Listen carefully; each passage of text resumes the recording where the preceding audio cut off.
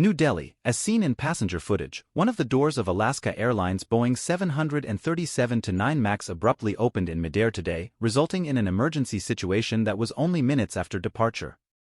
This evening, on aircraft AS-1282 from Portland to Ontario, California, there was a problem.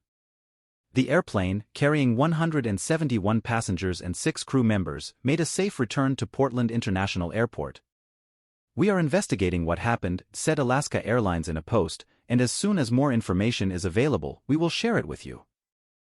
On their official account, the National Transportation Safety Board (NTSB) of the United States also stated that they are looking into the incident involving Alaska Airlines Flight 1282.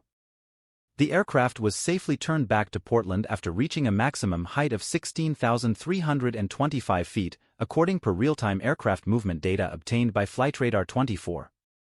A Boeing 737 MAX that was delivered to Alaska Airlines on October 1, 2023, and put into service on November 11, 2023, was the subject of the incident.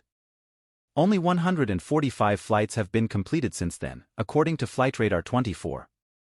It's important to note that the Boeing 737-9 MAX has an additional exit prior to the rear exit, which is located behind the wings of the aircraft. This exit is actively maintained for Alaska Airlines aircraft and has been rendered operable to meet evacuation standards. According to Flightradar 24, the doors of Alaska Airlines aircraft are permanently closed and not actively managed. Further information will be released to the public when it becomes available.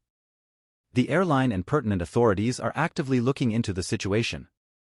Alaska Airlines still places a high premium on the safety of its passengers.